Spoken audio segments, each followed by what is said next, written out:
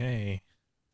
Uh, I was recently at a brewery, and I was overhearing some younger people talk about how how did anybody survive before Apple Pay? It was kind of the discussion. Where like What?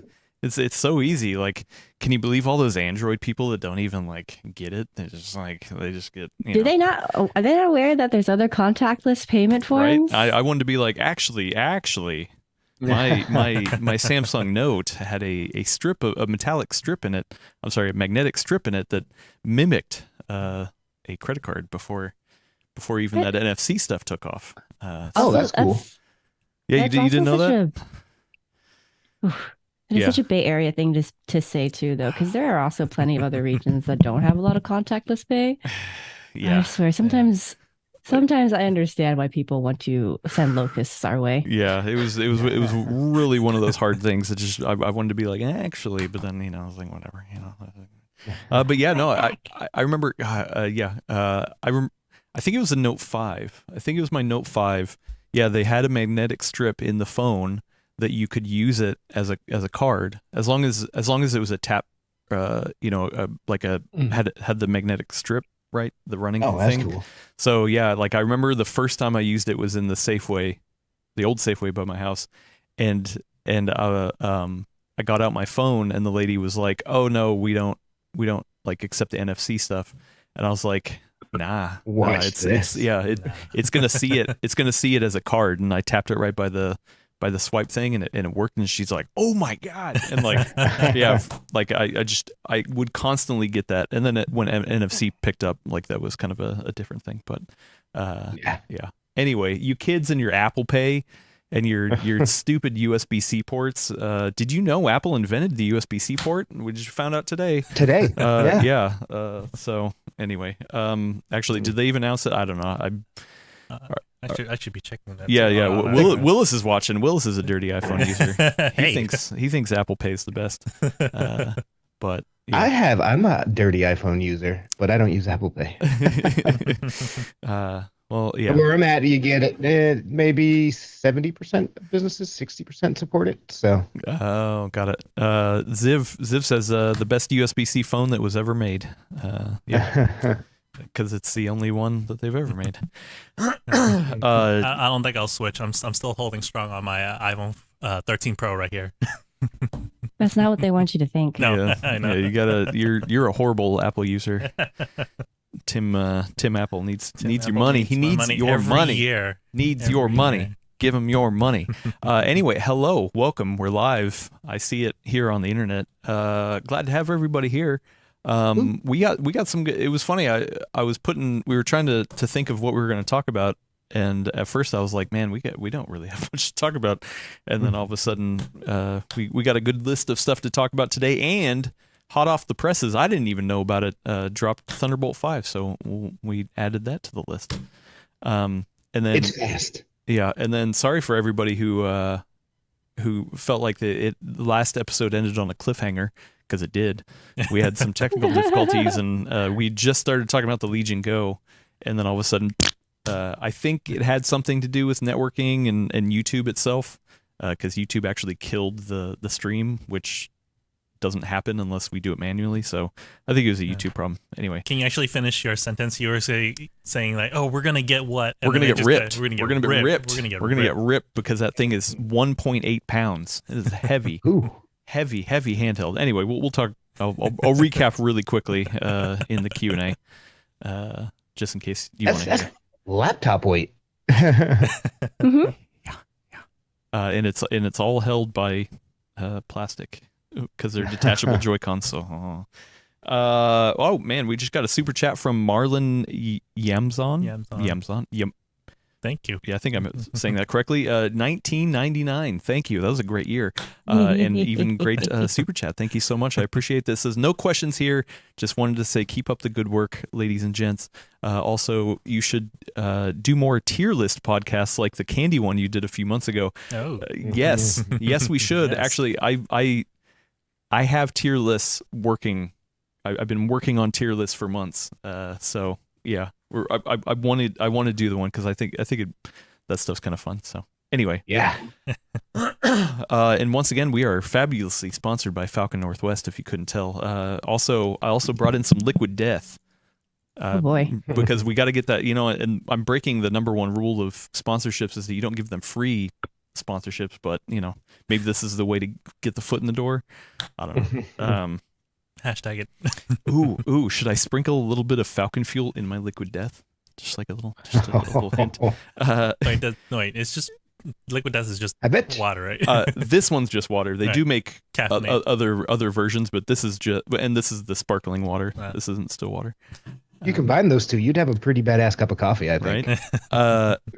Sorry, one more thing. I know we haven't even started yet. When I lived in Pittsburgh, there was a beer called Iron City, and it came in cans before cans was cool, instead of bottles, because they were joking around about how if there's all those bar fights in Pittsburgh that you don't want bottles, you want cans because things can get hairy. Anyway, the joke is that Iron City beer tasted like steel mill, because like the workers would leave the steel mill and the beer was like so too clean, so they would put a little ash in their beer to like just get that taste of the steel mill in there, and it just tasted like that. That was their flavoring, was steel mill ash. Anyway, yeah, Flavor of something ash. like that. Maybe I'm misremembering Yeah, I love it. Anyway, That's wonderful. How's your health these days? I didn't like Iron City. I wasn't a big Iron City fan. I don't drink beer. So my first thought while listening to all of that was, wow, a streetcar named Desire would have been so different if they did not have bottles and only had the cans. Anyway, we should get going because we're already a little late. So we got fun stuff. Fun stuff. What? I was just saying a Sign little language? bit is actually fine. Okay. Yeah. A lot of it late. Yeah. Just a bit. All right. We got an ad read. And the ad read is here we going to go. be from our one and only Elena Yee. So Hey. go ahead and kick us off when you're ready, Elena. Okay, here we go. Go for it. Every bag of Falcon Fuel is an experience. It's rich, hearty, a swift kick of caffeine. You get an exquisite blend of Central American and Indonesian coffee, perfect for long editing or gaming sessions on your brand new kick-ass Falcon Northwest PC. Every custom configured, hand-tested PC from Falcon Northwest comes with a bag of Falcon Fuel. And of course, a sturdy mug to put it in, which I don't have here because I didn't take one, sorry. I've got it right here. There is no better pairing than this. Head to falcon-nw.com and grab yourself a bag of Falcon Fuel alongside a killer PC. In this episode of The Full Nerd, we talk about the GPU market, the state of PC building, and Thunderbolt 5.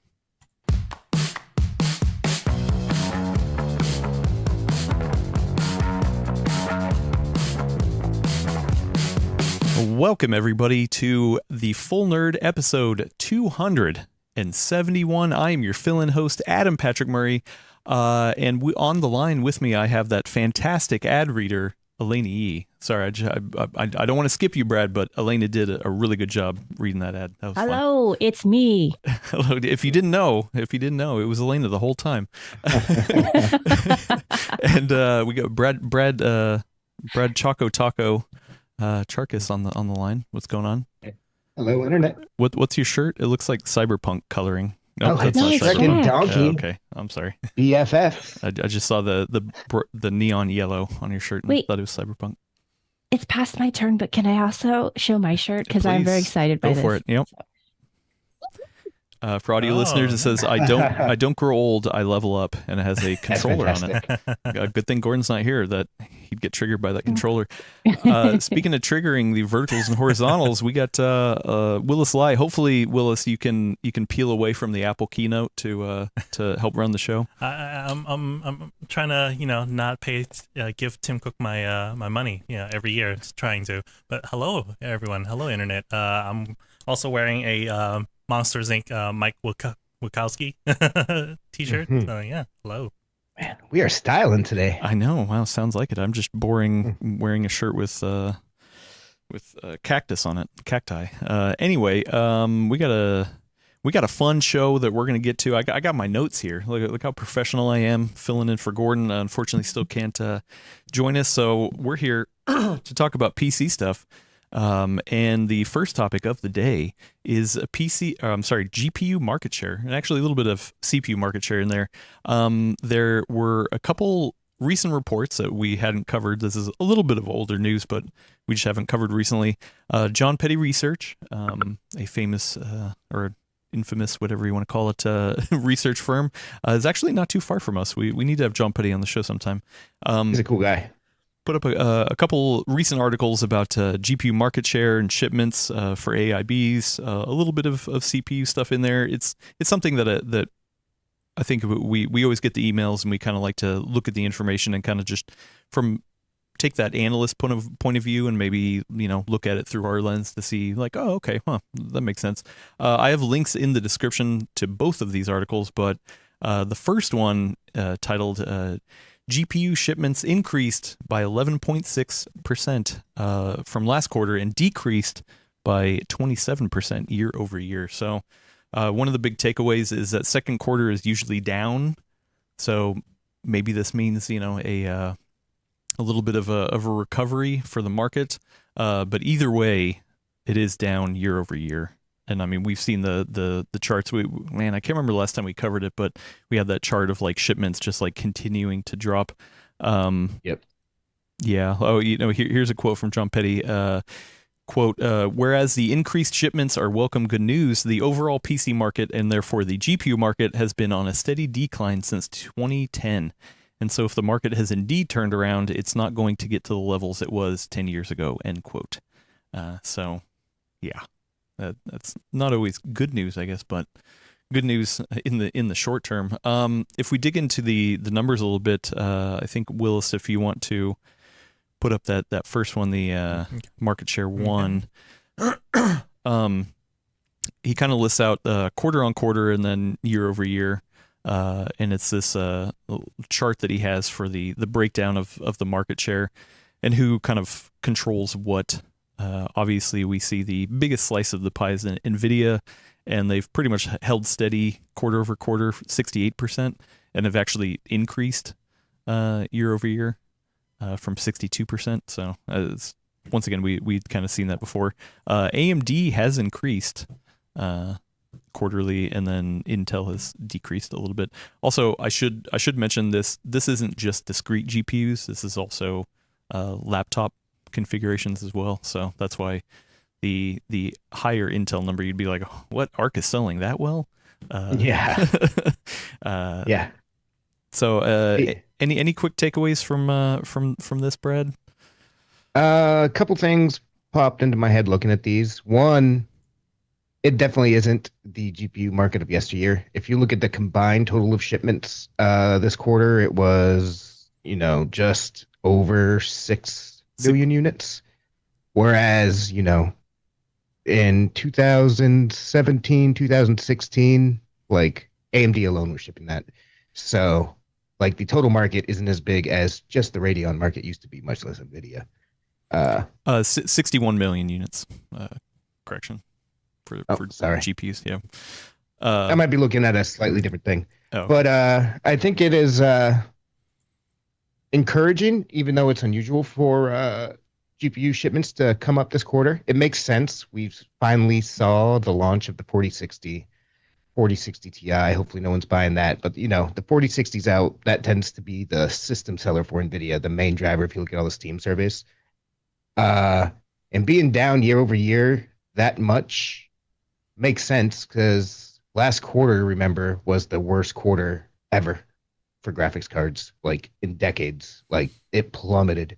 So having it down year over year still obviously ain't great, but having it come back up from that is a good sign. Hopefully things are starting to get back to normal now that we actually have affordable graphics cards out.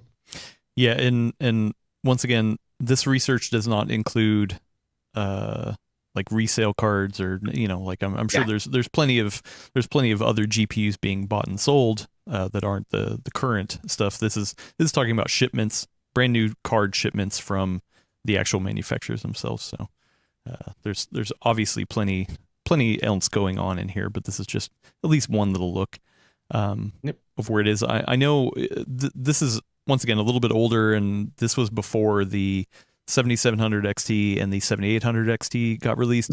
I know there was a little bit of that research from, or not research, but sales numbers from that German. What is that German site that Mind Factory. Yeah, Mind Factory. Yeah. Showing that what was it, like 50-50 split nearly between AMD and Nvidia, at least for their sales. I don't know how much to take from that. That's obviously, just take that with a little slice. That's one retailer in one part of the world. Usually a good indication, but it's not the whole picture. I always, it's good to see those numbers, but I always take them with a huge grain of salt.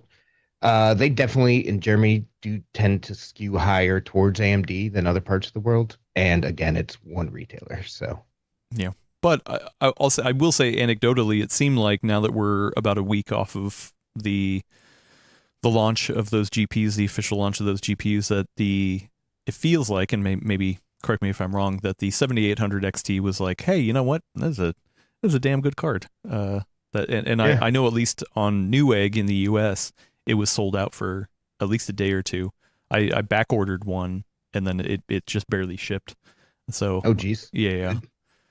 So it makes sense. We haven't had a 1440p graphics card, just like we were talking about last week or the week before with Jared. You shouldn't buy a 4060 Ti and the 4070 $600. So AMD didn't have to do much beyond put something out that's not crazy bad value, and they put something out that's pretty good value. So to me, it's the only realistic 1440p option, unless you really want to spend up to get DLSS 3 NVIDIA. But to me, $600 for a 1440p GPU is ridiculous.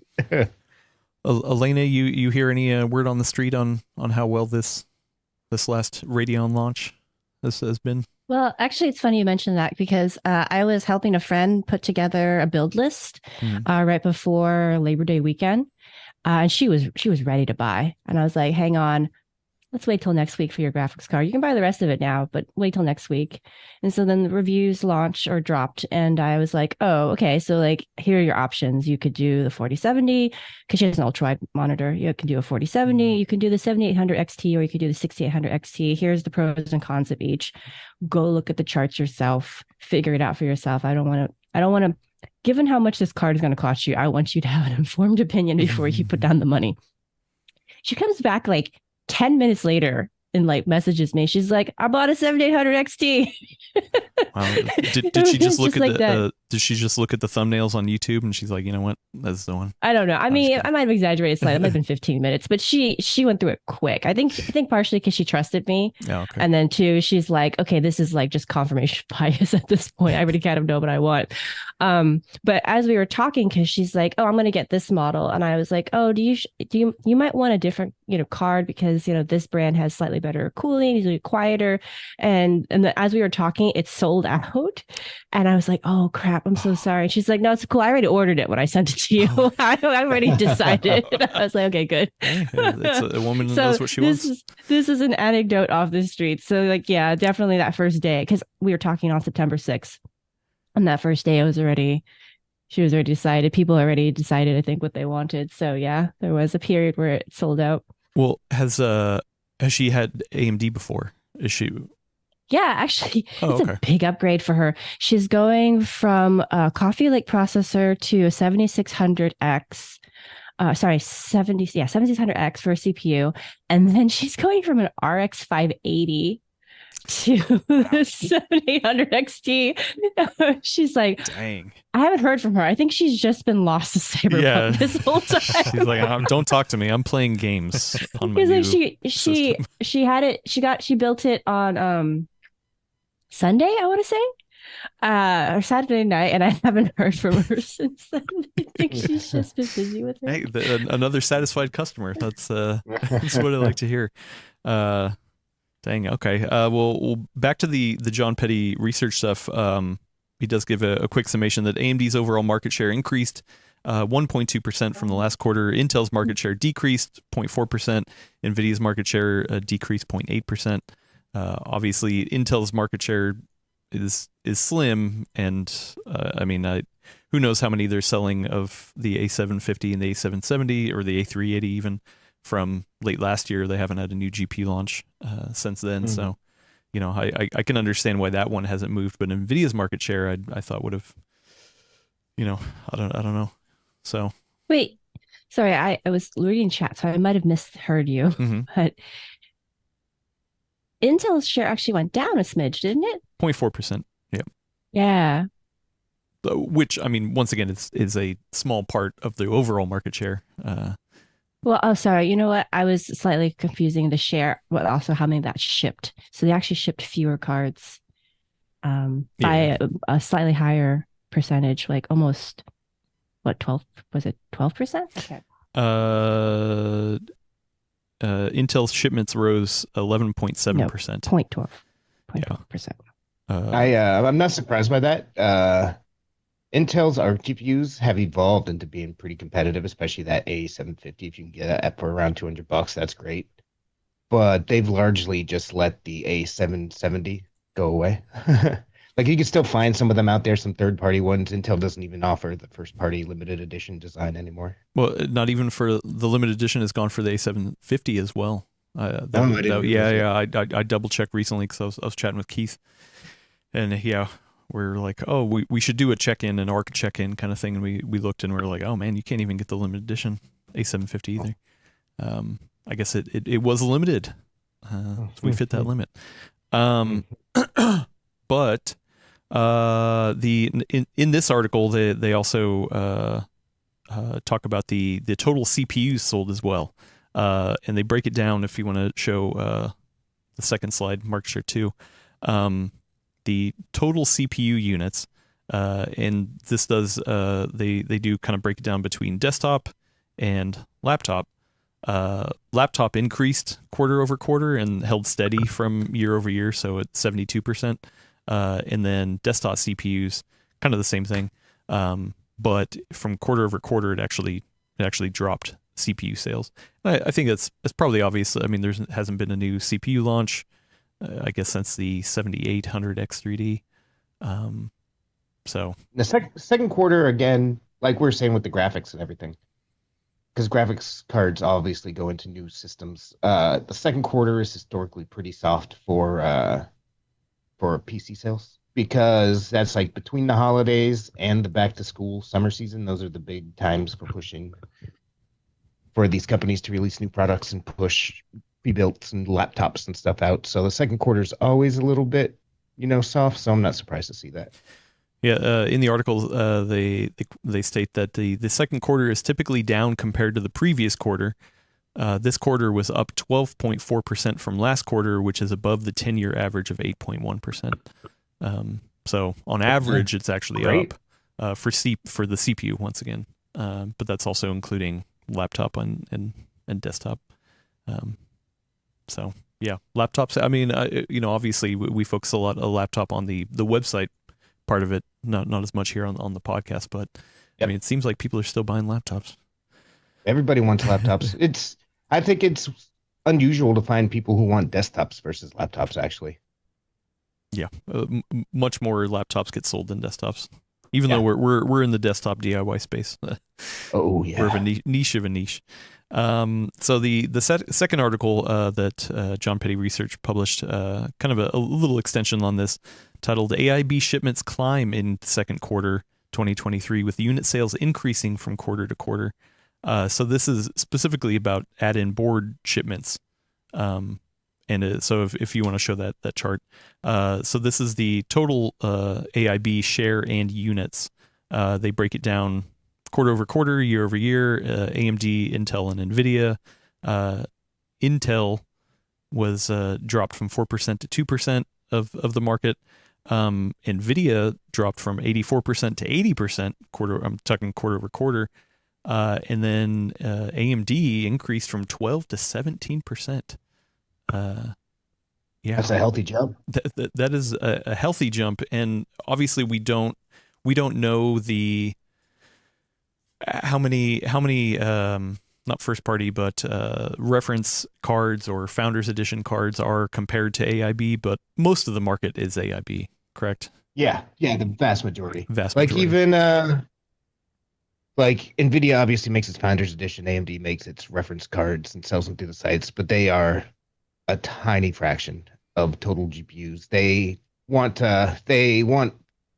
their partners handling all the customer service headaches.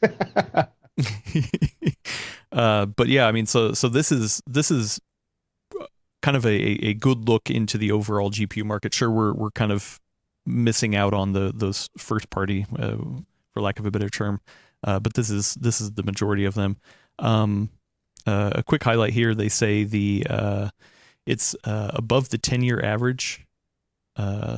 So like this quarter increased by 3%, and it's above the 10-year average. The total AIB shipments decreased from this quarter last year to 6.4 million units, but then we're up from 6.2 million units last quarter. That's where you got that number. I'm sorry, I was looking at the wrong one. Yeah, that's fine. And then AMD's quarter-to-quarter total desktop AIB units shipments increased 46.8% quarter-to-quarter, but it still decreased 48.7% from last year. So yeah, lots of it's like in fluctuation. It's crazy. It's the same as we were talking about earlier. It's good that it's going up, but we're definitely like, hopefully last quarter, not this one that we're talking about, but the quarter before that was the bottom, because it got pretty brutal out there. And to have it up the very next quarter, in a quarter that's usually down, I mean, that's a good thing. So one of the questions I had, just kind of talking about this whole GPU market share stuff, is I remember when EVGA announced that they were going to stop making GPUs. There was a lot. I was getting ready for a wedding. I literally was getting ready for a wedding. I was there with my girlfriend. She was freaking out, mad at me, because I'm like, I gotta stop. I gotta watch this Gamers Nexus video, and I took 15 minutes to watch the Gamers Nexus video. I mean, it was wild news, and I mean, it still is, wild news to think about. But one of the speculations we had soon after that is like, okay, who's going to fill in that slot, right? Like EVGA, at least for me, was always one of the first AIBs that I looked at for NVIDIA cards.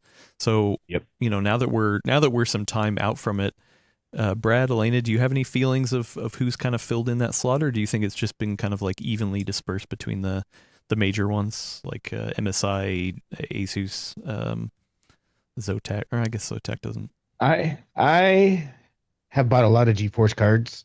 And I was a very loyal, I never said it back when they were still in business, but I was a very loyal EVGA buyer. Like, I loved EVGA's customer service. I loved their build. I loved Precision X. I loved everything.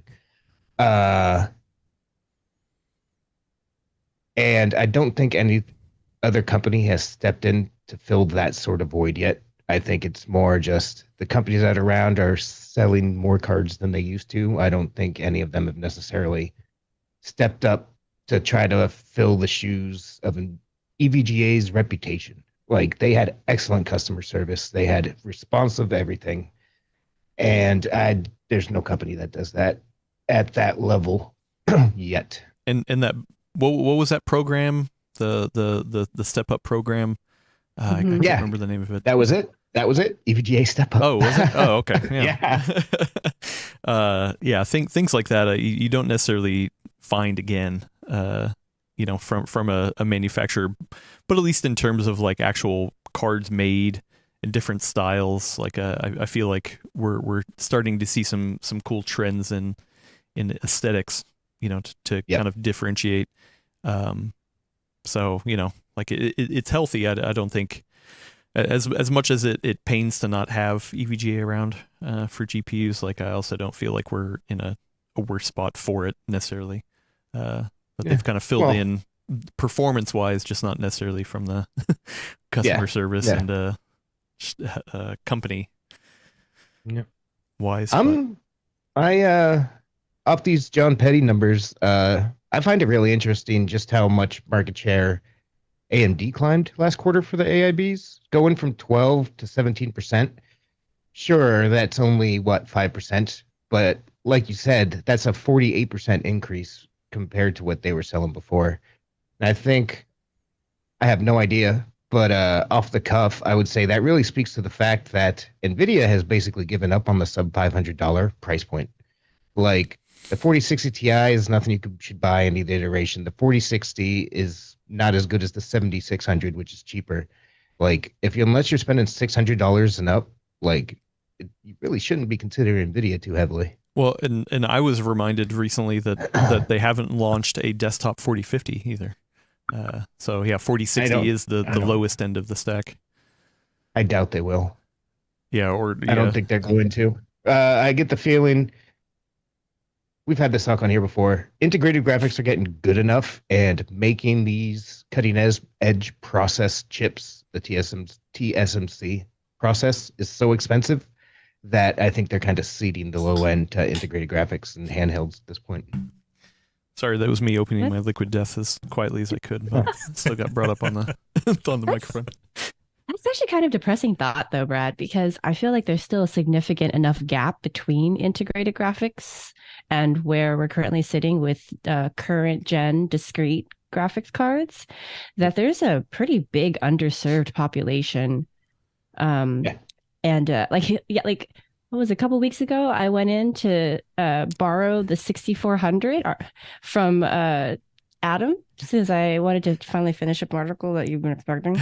And I was like, man, there's just no 75-watt cards. Like, is this the last of its kind for however long it's going to be? Are we just going to move to integrated graphics? But they're not there yet. So somebody who's been hoping to get off of a $130, $200 graphics card from ages ago is stuck between they're in this like no man's land right now.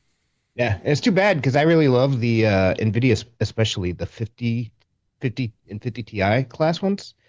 Because like you said, the whole point is you don't even need a power connector. You can just swap out what you had, plug it in.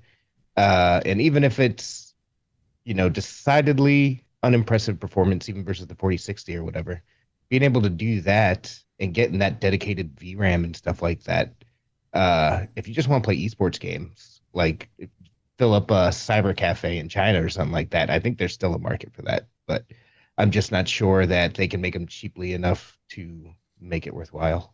I mean, yeah, really, you're just looking at Intel and AMD. A380 being the bottom line, then A750 and a RX 7600. Yeah, but even those don't. They need power connectors, so it's not the same. Yeah, the A380 I think needs one, right? I think so. I have. Yeah, I should look at it. Yeah. Yeah, I think so, especially because there's Dr. Ian Cuttress in the chat right now saying that he wishes the 380 was 75 watt for the AV1 decoder. Right. Yeah, that would be perfect. You just add that card in as a second slot, just handle all of the encoding. But anyway, yeah. So that's a little taste of the GPU market share. Any other thoughts before we move on? I actually looked at this from a way zoomed out kind of perspective in terms of just wondering, like, what does this mean going forward? Just because there's all this economic instability happening in the background right now, but we've also come off all these pandemic years where people held out for a really long time to upgrade their cards. So I'm kind of interested to see, because I know the report also said something about how they're anticipating, like usual, Q3 will be much more robust than Q2 was. But I am wondering how that's going to look, just because people are suffering from the effects of inflation right now. So is it enough that people were holding off and they're finally like, I got to upgrade, like my friend who's like, I'm going to get off my RX 580 finally?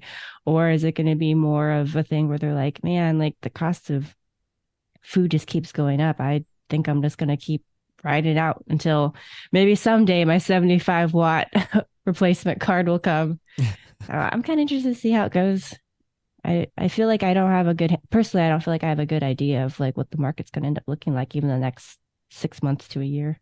Well, the last 3 or 4 years have taught me to no longer make predictions, so I have no idea.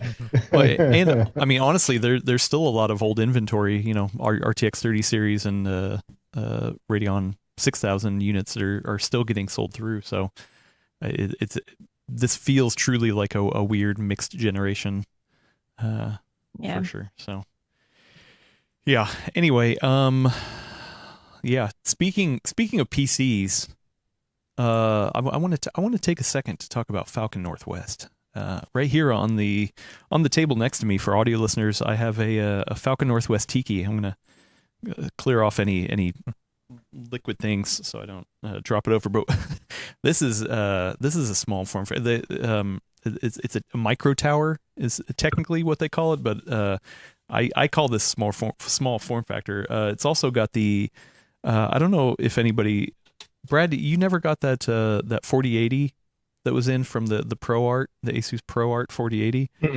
Nope. So I'm going to open it up. Sorry for audio listeners, but inside this, we do have a sponsored video coming up looking at this as well. But inside this, I don't know if you can see it. This is the RTX 4080 Asus ProArt card, and I feel like we're starting to see slimmer versions of the 4080 and the 4090. Even MSI announced a slimmed down 4090, which at 322 millimeters technically fits in the Fractal Design Terra. So I'm gonna try to get one of those in, see if it fits in that case or not, because technically it does on paper.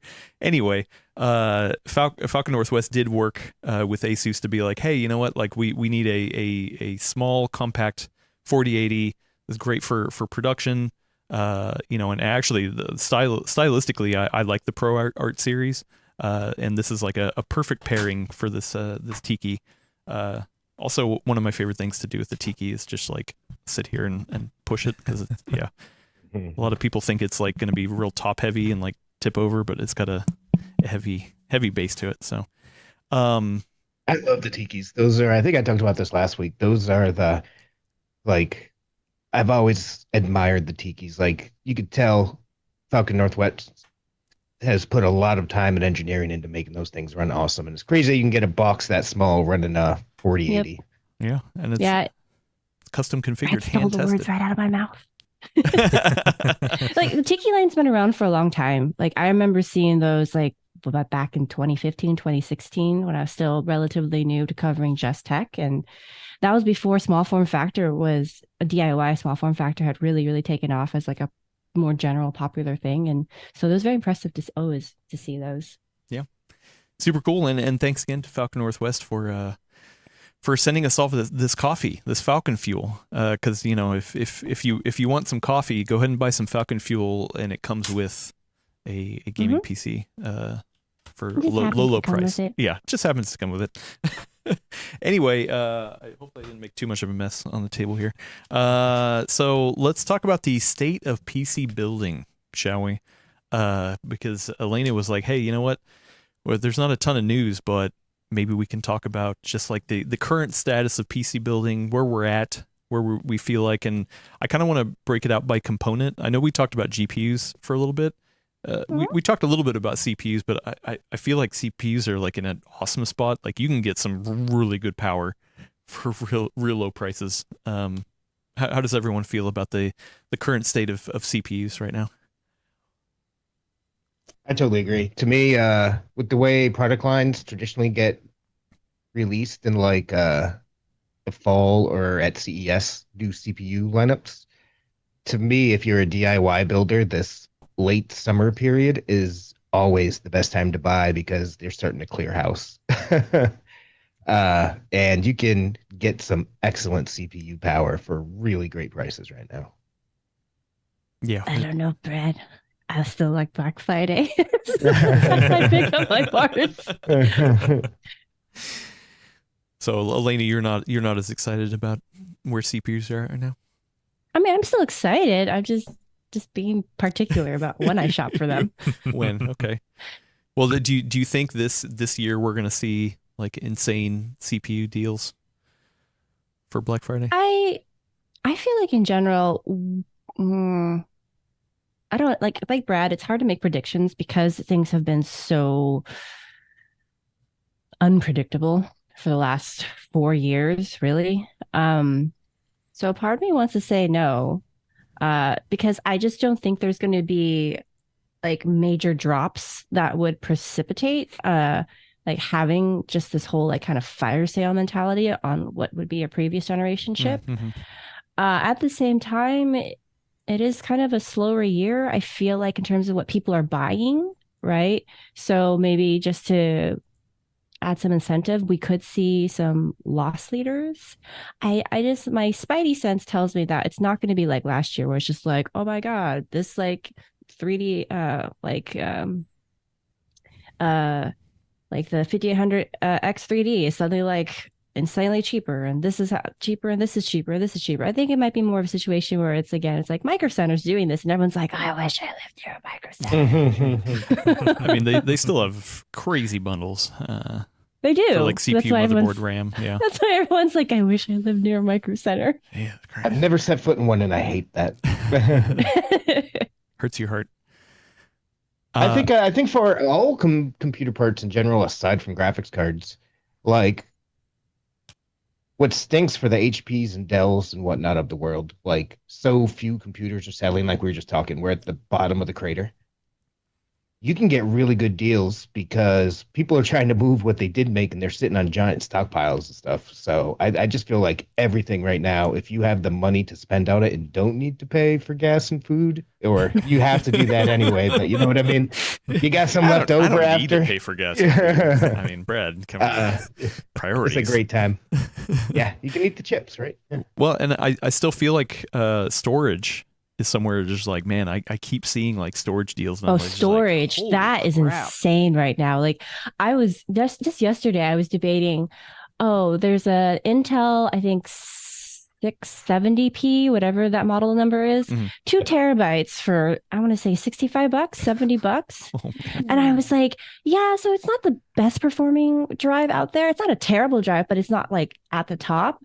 But man, if you just want to throw all your games on there, like that's a really good price for that. And then the next part of me was like, let's see how much more it drops. Let's not talk about it right now. Yeah, right. You know, it could. Who knows? I also feel like DDR5 RAM prices have been going down as well. Better. Yeah, they've gotten better. Like I don't feel like people are like, oh man, crap, it's the big buying consideration on a new platform like DDR5. Oh, you got to worry about that price going up. Because, I mean, especially with like we said, with those Micro Center bundles, like you can get 16 or 32 gigs like in a motherboard and a CPU for like $500. And it's just like, oh my God, wow, that's nuts. Yeah, it's hugely different. Like you can get solid 16, 32 gig kits for under $100 these days of DDR5. And that was very much not the case when all this launched, a year ago? DDR5 was actually the pain point, not buying the new motherboard and CPU. I mean, motherboard a little bit, motherboard prices definitely have creeped up. That's the other thing, right, is the motherboard prices, like, yes, we've gotten more features and, better quality and, like, more stylistic options. Like, I feel like there's a very wide variety of motherboard options out there. Maybe even like more so's like, oh my God, wow, okay, there's a lot of options there. Yeah, motherboards I would say are for me, at least when looking at pricing or when I was doing the build list for my friend, that was still the stickiest point for me, because I feel like, even just a couple of years ago, you could spend $150 and get a really solid motherboard, like Wi-Fi and like things that you consider kind of extras in there. Maybe not the best for overclocking, like not like VRM kind of stuff, but just like your basic upgrades for people who aren't into like the super, super high end things or hobby type things. But now I was like $150 and I'm only getting PCIe 4 support, which I mean, I guess is maybe greedy of me, but it just feels weird where you're like, before this would be like an X class, not a B class motherboard, and now I am paying this much more for it. Yeah, if you haven't built a PC in 5 years or so, prepare to be shocked at how much motherboard costs. It does make sense because as we're getting all these new technologies, not just are the chips, especially on the Intel side, those things eat power, and so the motherboards have to be beefed up to be able to support that. But it's the same deal with PCIe 5. It's the same deal with DDR5. Like you have to add so much more circuitry into the motherboards to support those. It makes sense that the prices are going up, but damn, have the prices gone up. Yeah, actually, this is something Yeah. I asked Gigabyte about a number of weeks ago when I was there for their Z790 refresh. Excuse me.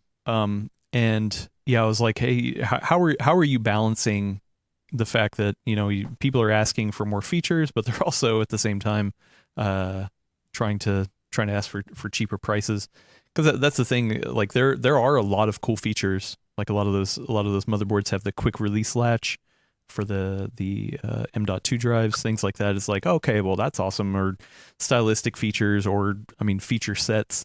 Talking about PCIe 5, how many lanes do you get? I mean, something I always look for is like the higher end boards have like 10 gig ports, or like 2.5. Like what's the kind of connectivity on that?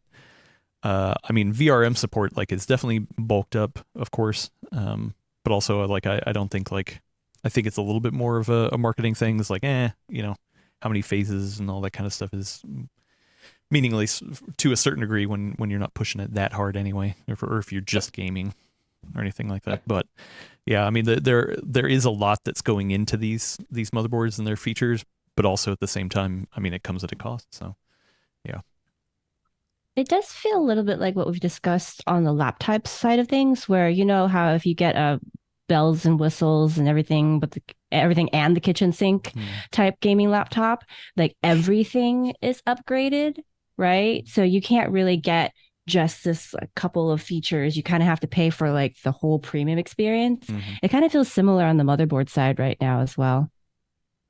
Before you could actually get like, well, I don't really need, this support, but I want that. And you could usually find a motherboard that kind of fit that. And now it's just like, nope, you just get all these, like, it's almost like this is your standard car package at this level kind of thing. Yeah, pretty much. There's a shocking number of like $800 to $1,000 motherboards. Right? We used to make fun of those, right? We used to talk about that with this kind of like, who has that kind of money? And now it's like, oh, I guess there are people who have that kind of money. Yeah. The people also have 4090s. Yeah. One thing that we don't talk about very too often because they're outside of your PC and not inside. Displays are in a really rocking place right now too. You can get awesome monitors for real cheap. Today we ran a deal. By running a deal, I mean we look around to look for cool stuff in the morning, and we're like, "Hey, that's cool. I'd spend my money on that," and we do a post about it. It's not like we're working with Samsung, but did a deal on a Samsung 4K monitor for $200. A week or two ago, there was a 240 hertz Acer, I want to say it was, monitor. 1080p, of course, if you're looking for 240 hertz. But that was under $200. I think it was $180. Like, you can also spend up real big and get an OLED or micro LED display these days. Like, at the high end, things are banging too. Displays, it's a great time to be buying.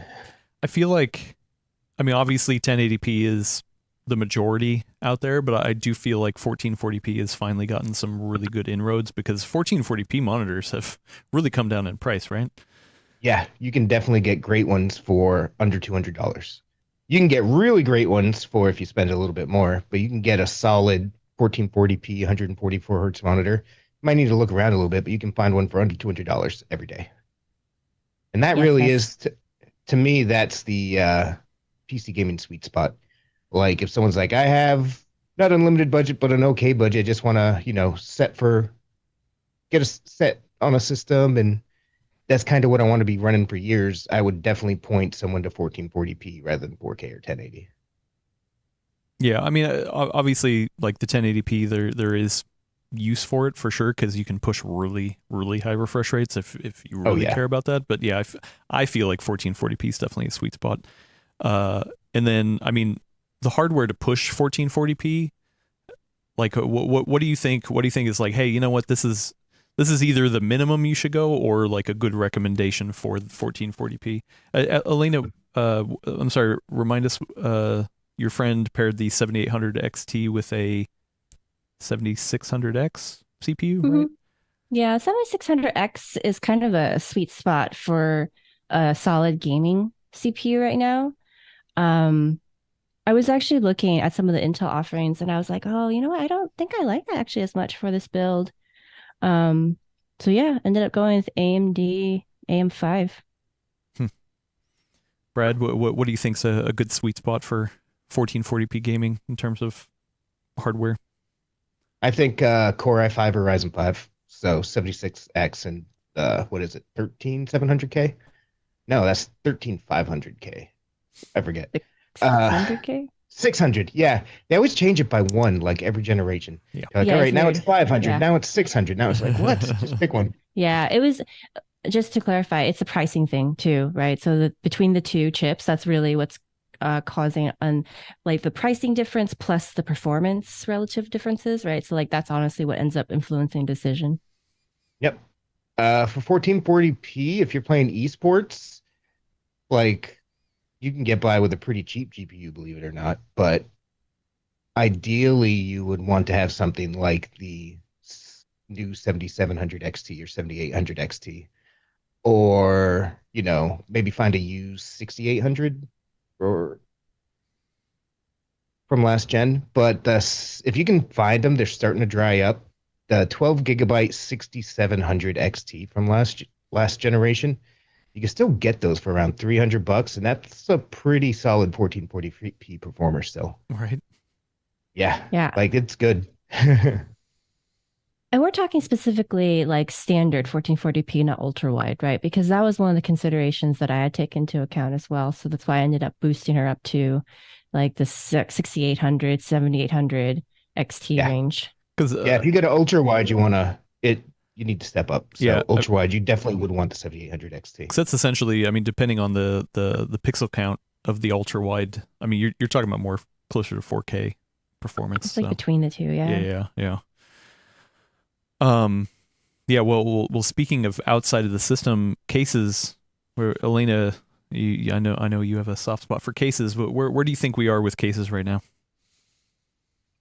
Like in what sense? Like, are we seeing a lot of innovation or just a lot of... innovation, pricing, style? Like, oh man, are we in a really good spot? You can get some real good bang for your buck, or I haven't been following it as close as of late, unfortunately, just because of other priorities on my plate right now. But I do feel like we're still seeing like some fun stuff and like people, and especially you were at Computex, so you saw it firsthand, like how like there's still that continuing push to make building easier, simpler, faster, being able to accommodate the parts that everyone wants, even though, because like I feel like back in the day being what, like 6, 7, 8 years ago, where people just kind of assumed like you want a big graphics card, you're gonna have a bigger case, right? So just kind of like with like. And I think now companies are more aware that people are like, yeah, but you know what I want to do? I want to take this 4090 and put it in a case this big. Let's see how we can make it work. right? I feel like Catch that you is after the break. I feel like that is one of the overall trends. And I was even chatting, and maybe we talked about this on the show with Tony from Silverstone, of like, hey, how do you make a case as small as possible, but then also trying to account for the increased size of GPUs.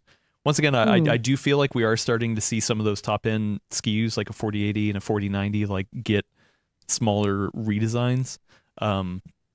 But still, I mean, these are huge cards, and there are plenty of cases where like I'm having to look and be like, oh crap, okay, wait, the configuration I want to use, is it actually going to fit in there? And I'm not even talking about mini ITX. I'm just talking about like a smaller-ish mid tower, like the Fractal North. I was looking at Fractal North and I was like, okay, well, what's the GPU support in that one? It's not bad, but it also like, okay, well, it's not going to fit some of these things. Isn't that insane that you have to look? Isn't that insane that you have to, even buying mid towers these days, have to consider how big the freaking graphics cards are? That's insane. It's a weird trend, and I feel like it's going to have this knock-on effect, or it already is having a knock-on effect, where case manufacturers are starting to go a little bit bigger because of it. Not too much bigger, but yeah, like the case manufacturers obviously want to try to fit as much as they can, unless they're trying to go for small. But even on the small end, like they're still having to think about it. Like that, like I said, the Fractal Terra has a max length of 322 millimeter support, which is still pretty long, but I mean it doesn't fit a 4090 that I can find right now. So I do think it's a good time if you like playing Tetris. It's a really good time if you enjoy Tetris. But also, I do think that I know I saw some chatter in the comments right now about how cases seem to be more expensive, but I actually think that cases have also gotten largely more affordable in terms of getting better features at those price points, right? Like what we expect out of $100 case now is different than what we used to expect. And I think that trend continues. Obviously, we still have cases that are more premium, more expensive. Like the Terra is beautiful, but it is on the more expensive side, relatively speaking, for today's expectations out of Mini ITX. Like I think if you've been doing Mini ITX for years and years and years, you're going to still think of it as not that bad at $200. But if you're used to something, if you came into it because of the Cooler Master, NR200, you're going to go, wow, $200, that's a lot. But I think it's nice to see a lot more representation across that spectrum, and that you have a lot more choice for the amount of money you want to spend, right? So like, I keep using this example. It's just really fresh in my head of my friend's build, right? I basically went up to her, or I presented her 6 different white cases because she wanted a white case, not too large. And I was like, great. Like I have all these options to offer to her. And she ended up picking, I think, the Fractal Pop Air. Oh, okay. But she had these choices, and they like were just a little different enough, both visually and honestly, and just kind of how the build would end up, just a little bit, right? That it felt like there was actually a choice, as opposed to it's like, well, you got this case, and it's kind of like this, but if you this one instead, but you really are going to end up giving this up, and it wasn't quite like that. Where I felt like it was more like that, even just 5 to 7 years ago. And I feel like there's definitely that trend of more airflow and performant. Like sure, there's going to be some that are more performant than others, but for the most part, all the big name brands are not just dumpster fires in terms of heating up components. But then also, thanks, Steve. Yeah, thanks, Steve. Back to you, Steve. I do feel like the other trend that we continue to see being like really trendy is the whole fishbowl style, right? Like the height wide. What was it, 60? What was the number? Y60, I think. Yeah. I'm sorry, the Lian Li Fishbowl 11 or dynamic. The aquarium. Yeah, aquarium. Yeah. So like I still feel like that style. Yeah, I'm sorry. I still feel like that style is like I and maybe it's just what I see on social media, but usually like if somebody's like just generically posting on Instagram or TikTok or something, it's that like aquarium style. That's kind of like the showpiece. Kind of nice. Yeah, that's definitely the new. What was it? Lian Li was the O11D that was huge. Yeah. A year or two ago, I think that height is the new version of that. That's the one you'll see all over in build logs and stuff like that. Yeah, and I think at Computex, Montech had one where it was like curved on the front too. Yeah, so yeah, we did see a few. It was a Montech, yeah, right? Yeah. So I feel like that's definitely a style, not necessarily my style, but yeah. What are the components? What are anything else in the overall state of PC building? I mean, keyboards, if we want to get, peripherals. which again is like not quite directly related to the build, but man, mechanical keyboards, especially like custom features for mechanical keyboards, have just like taken off. Like me of all people, I actually get options now. This is amazing, right? Where it's like, I need an ergonomic keyboard. Everyone's like, haha, ha ha ha ha. Have fun with that. Oh, that's cute. And I'm like, I know. Exactly. And now it's like my friend, he was never into mechanical keyboards, but he picked up one for like $30. And then he bought another one for like $50. He's like, look, I've got these different options. And I'm like, do you need 2 keyboards? He's like, no. I mean, but nice to have. No. You know what? Maybe you need 2 keyboards, sometimes. And then we went down a AliExpress rabbit hole of different keycaps, and he bought like 3 sets. I mean, Elena, do you really need more than 1 pair of pants? Like you've got one. I mean, that's all you I need, do. right? I don't know about you, but I like to have a backup there. I'm just saying, you might not need more than 1 pair of pants. But yeah. How long have you been wearing your pants, Adam? Who says I'm wearing pants? You don't know. Actually, you know. But Now Willis can't go to HR Oh, no. reports to you. Something else people are pointing out in here is tower coolers. I feel like Mm. tower coolers like have been getting damn good. Like the Thermalright Assassin. What is the like the Assassin 120 or whatever, that dual tower cooler that's kind of compact is like, I mean, that's like $25. And it's just like, dang, that's Yeah. a damn Prices good are tower not cooler. doing that. And especially if you're not hitting it hard, then hell yeah, like tower coolers. It still surprises me the amount of people who still come out and be like, hey, you know what? I don't like liquid coolers. Like I did a video recently with Dr. Ian Cutress. You should go watch it about a new cold plate technology that he saw at Hot Chips. Really fun concept and idea, and there was a surprising number of people in the comments that are being like, nah, air all the way still. You know, I feel like that's still like a very hotly debated kind of thing, air versus liquid. But luckily air towers, I mean, are damn good. Yeah. I get wish it. Gordon were here. Oh, sorry, go ahead. No, you can go ahead. I was just saying, I wish Gordon was here because I feel like he always has a great way of representing the air coolers versus the AIOs. And I think Brad also is going to touch on this because I think, Brad, you're also a big air cooling fan too. Hey, yo. No No pun pun intended. But But it's like I always remember him relating it to basically to like liking the whole like muscle car aesthetic, right? Like you just like seeing this like gigantic cooler strapped to your CPU and just like knowing that it's like working to keep that thing's temps down, right? As opposed to an AIO, which is like got that sleeker kind of look. Also, Gordon really hates dealing with the tubes, if I remember right. So he does, but he turned me on the damn screens, and now I can't get away from those AIOs that have a built-in screen on the they're water nice. block. They're a nice touch. BB. Too fun. Yeah, I still have BB on my work one. But yeah, no, also I think that a lot of the cases, I mean, some of the best cases like the Fractal, oh God, what is that? The one we have here, the flow through case with the huge fans at the front. Too many names, but yeah, that's made for airflow. Like you can put liquid in there, but it's like if you have a really good airflow setup, it's just like, damn, that can still be, you know, and it's just simpler too. Yes, you know what, David Lee is right. Air coolers need to put screens on them as well. I think that should be the next trend. I'll push for I'm that down. because you can technically get a bigger screen. So Where would you put it though? Like where on the fins would you strap that thing to?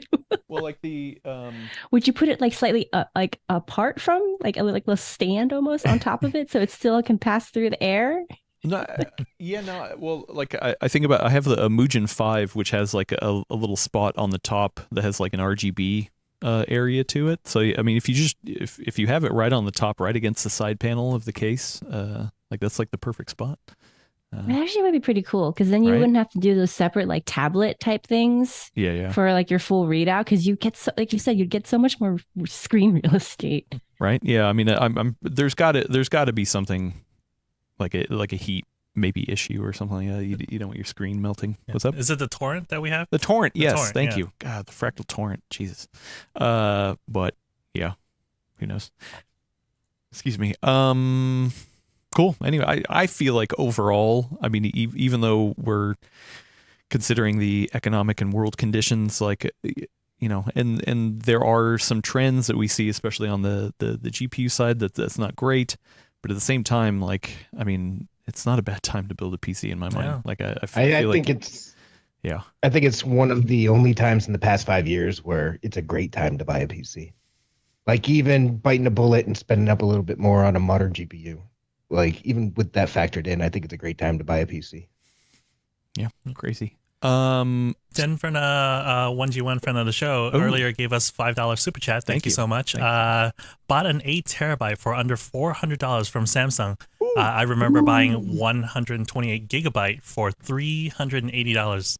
And Back in that the days. that was back in the day pricing. So adjusted for inflation, that's even higher. That's Yeah, wild. my first SSD was a 256 gig and it cost me $500. That's wild. That's wild. Wow, that was commitment, sir. I was a freelancer. I got to write it off. But and Mike Smart. Quinn gave us all a $20 super chat. Thank you so much, friend of the show. Actually, I'm going to hold that for the question and answer segment. So, But yeah, now it's a good time to start building. well, speaking of Tetris, we didn't do this live, but we have built you a system, you in a fractal Terra Yeah, in the jade color. in the jade color. Love the jade color. Yeah. So I will preface this by saying, like, we were using parts that we had around here, so we've kind of had to change some of the plans here and there. Yes. But how was it working in that small form factor? It's it was fun at first until we got to the point where I was trying to reuse our my EVGA 3080 GPU, and it just didn't fit. Or like it fit, but there wasn't a lot of wiggle room for it, so we had to tear a few things down and go back to the drawing board. So it wasn't like a okay, we planned it all out, but once we executed, there was just a lot of changes to the small form factor. So we had to switch out the power supply too. Power supply too. So Yeah, it was a lot of like breaking down, a lot of building it back up and so forth. So we're almost done. We're almost done. I'm going to show it. Maybe next week, but it's almost done. But hey, that's good hands-on experience. So It is. tearing it down and re-putting it back together. There you go. If you want big time power at a small form factor without any of Willis's hassles, Falcon Northwest Tiki. There you go. There we go. Tying it all back Nice. in. Boom. Love it. Nice. Slide that right in there. Speaking of slotting it right in there, we have a new we have a new connector, a new Thunderbolt 5 spec just got announced this morning. We have a article up by Mark Hockman over on PCWorld.com. That's PCWorld.com. It's on the main page right now. Thunderbolt 5 will debut in 2024 with gamer class charging and I/O. Gamer class charging. What does that mean, Brad? That means that it's going to be able to deliver power up to 240 watts. So if you have a gaming laptop, and it's a big, hefty, heavy gaming laptop, up until now, you've had to use the included massive barrel chargers that come with them. Mm-hmm. With Thunderbolt 5, you might be able to use a USB charger, which would be wonderful. Yeah, I mean that's something that Gordon looked for at Computex. Was like, okay, obviously with USB 4, that power delivery is technically available, but it's still just not widely People aren't using it yet. Yeah, exactly. So like I mean this helps push that forward as well. Obviously there's a difference between Thunderbolt and USB 4. But I mean Thunderbolt does have its advantages from an ecosystem perspective. Uses the same port, so I guess it can be, confusing. Like, wait, hold on. Does this have Thunderbolt support? Does it not? USB 4 is Thunderbolt or is not? So yeah, we'll have to dig in there. But I mean, either way, the jump from Thunderbolt 3 to Thunderbolt 4 was not huge. But jump from Thunderbolt 5 or from 4 to 5 seems massive. Because they're talking about doubling the throughput. Correct. And even so up to 80 gigabit per second.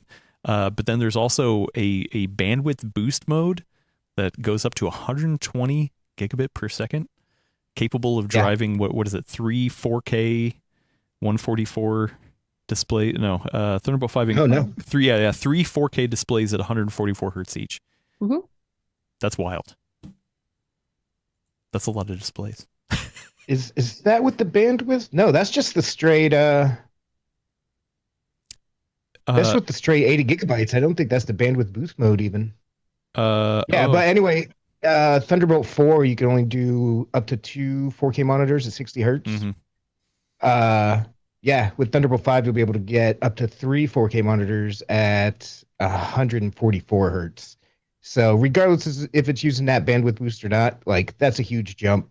If you're somebody who bought one of those, massive 4090 laptops or 4080 laptops because you need it for work, you need it to game, you need it to be mobile, realistically, you could have a 3 4K monitor setup at home. So that's actually a practical advantage for people who are buying at the upper end. If you want to bring up the the spec sheet we have here, it's comparing the Thunderbolt 4 to Thunderbolt 5, the 40 gigabit versus the 120 gigabit per second. Once again, that 120 gigabit per second is a special boost mode that can be enabled.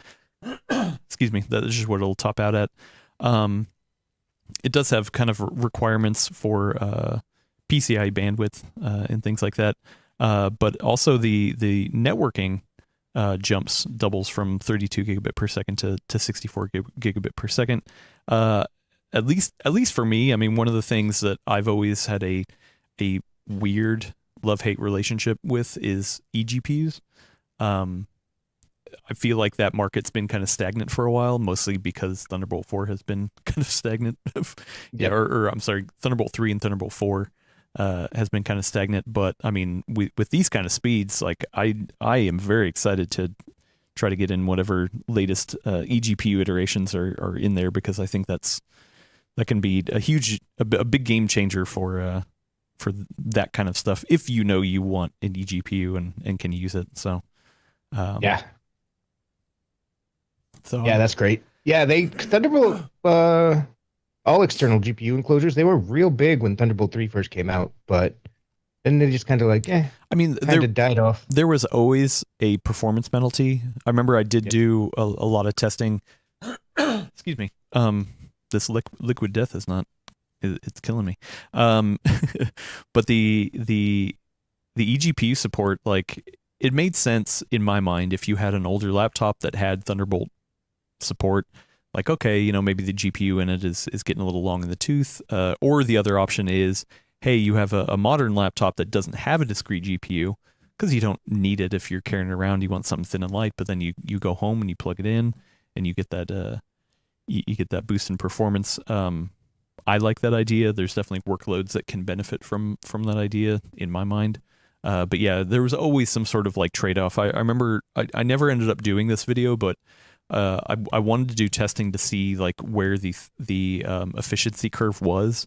Like, hey, if you just throw in at the time it was a 3080 Ti, I think was the highest end, or a 3080, maybe a 3090, was the highest end you could put in there. But obviously, because of the bandwidth limitations, it's not really going to run that much faster than like a 3070 or something. Like I wanted to do that testing, like plot It's like a fun idea. yeah, all the GPUs across that in the same configuration, just to see, okay, well, you know, you get to a certain speed and then it's like, okay, well, you're just wasting money on the top end. But this should help that. I mean,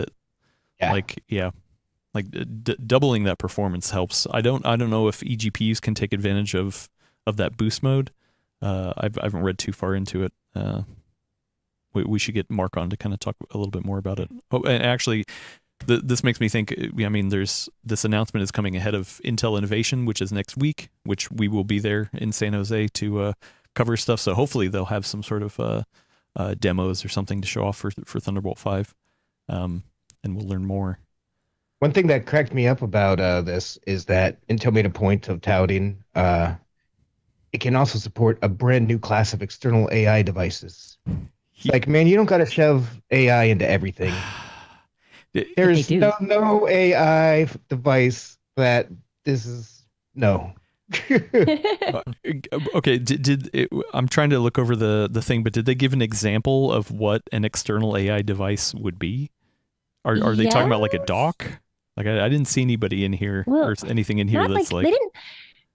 If I remember right, they didn't actually talk about the physical item, but they talked about like applications of it, right? Oh, okay. So like it could be like to help things like video conferencing, audio effects, like things like that, right? It's like stuff that I think has already been probably employing AI that we don't think about, because it's more like to me that's honestly, it seems more like a software thing, but maybe it's not. So maybe that's why they're kind of trying to like push this in to remind people that there are hardware applications to it. I don't know. Which is still a wild west. It's something we talk about a lot, you know, figuring out how to even benchmark this stuff. But actually, now that I think about it, okay, if they're talking about that, where say you have an eGPU with a high-end discrete GPU in it, and you're like, oh hey, on the go when I'm going to my meetings with my Dell XPS 15, I got a nice, thin and light laptop that I carry around. Then I go home and I plug it in, and you know what I do? I generate all those images on Unstable diffusion. Like accelerated by my 4080 that's in there. Sure, okay, I guess I could see that. Yeah, I had more of an 80s kid moment, I think, where it was like, oh, so it's like I would have a separate, almost like a cable box where it's like a separate thing where I have to like plug into my computer so that my Zoom meetings work better. Cause that's a little weird. That's basically how my brain interpreted that. Yeah. There's a lot of AI features. Intel has been talking about it integrated into Meteor Lake AI features. And then AMD, has Ryzen AI in some of their laptop. Everybody's talking about it. Right. We have an AI smart answers. Right. Yeah. Go over to PC World and chat with our AI bot. So I do feel like, yes, you're right. Some of this is just marketing fluff. But there could be some situations that we just don't know. Like maybe we come back in a year's time and we're like, oh my God, how did we not think of maybe AI acceleration in this way? I don't know. I hope we see something like that.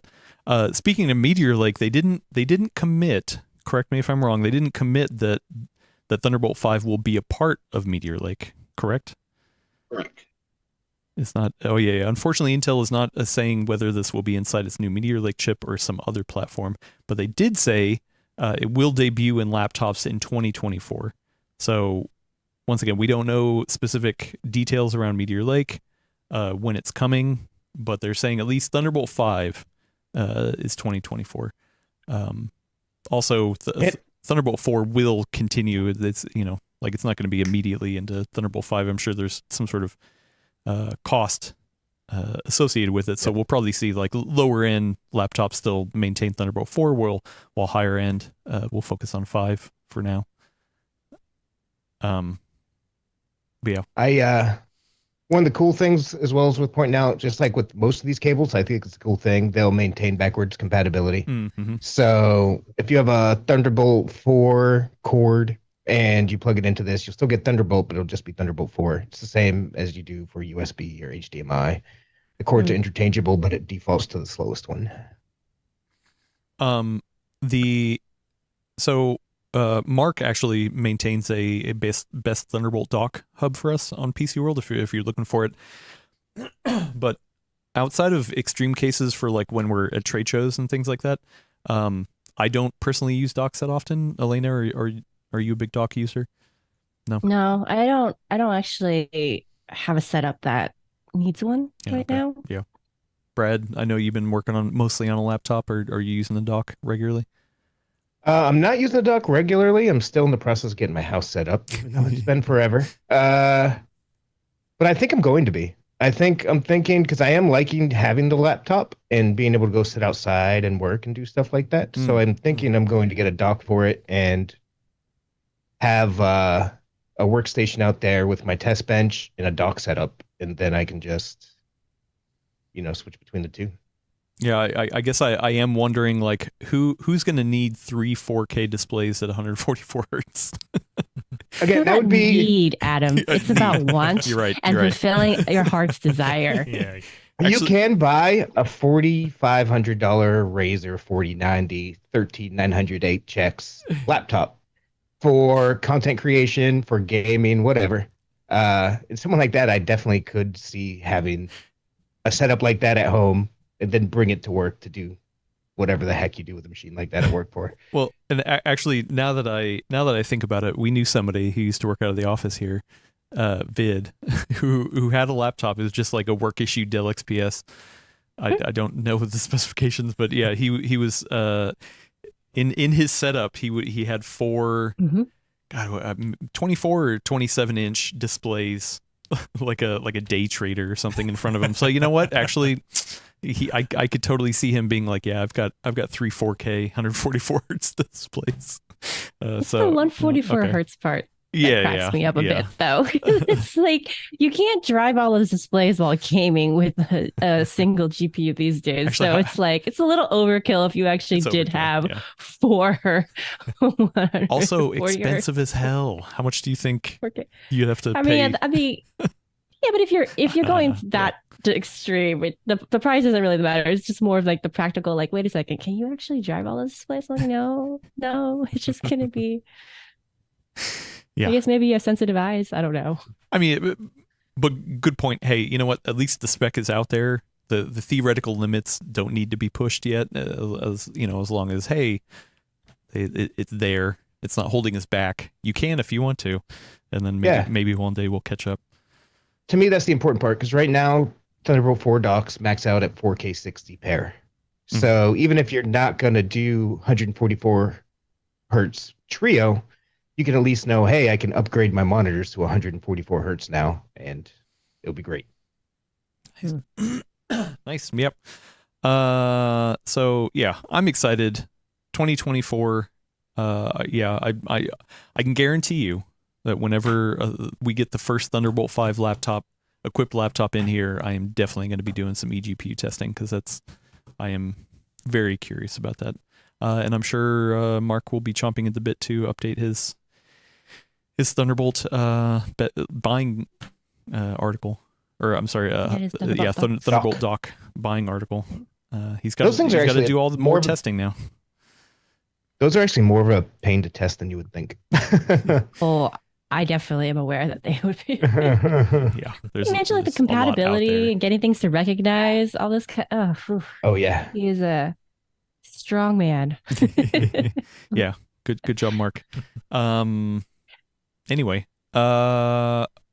Well, anything else on Thunderbolt, or should we move on? No, it's cool to see that this is still going. Like they keep pushing it, and also the fact that the fact that we still have eGPUs and people are kind of keeping that as part of like this whole thing of being able to make having a PC more flexible. I love that. It wasn't abandoned. Well, and hey, even Apple likes Thunderbolt, so you know it's got to be something, right? At least for now. Let's switch over to Q&A. If you have a question that you would like for us to answer, please get it in the live chat right now and at PC World. That's kind of the easiest way for us to see it. Or if you're watching or listening to this later, head over to our Discord. There's a link in the description to that, and we have a Full Nerd questions and answers channel over there that you can plop in a question, and hopefully we get to it on the show. I know we do have a couple super chats, so I'm gonna switch over here and jump back to them. Oh, we have a super chat from Kenton Morton, not a question, just a comment. I guess that is a question. Is the 7800 XT performance on par with the 4080? Brad? No. Okay. No, but it's what?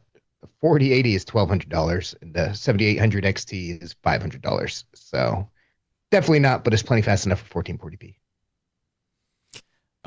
Yeah, the 4080 is more equivalent to a 7900 XT, correct? Yes. Yeah, which is $1,000, but you can find them on sale for around 900 these days sometimes. Okay. And then Mike Quinton gave us a $20 super chat earlier. Thank you so much. Said, question is PC waste.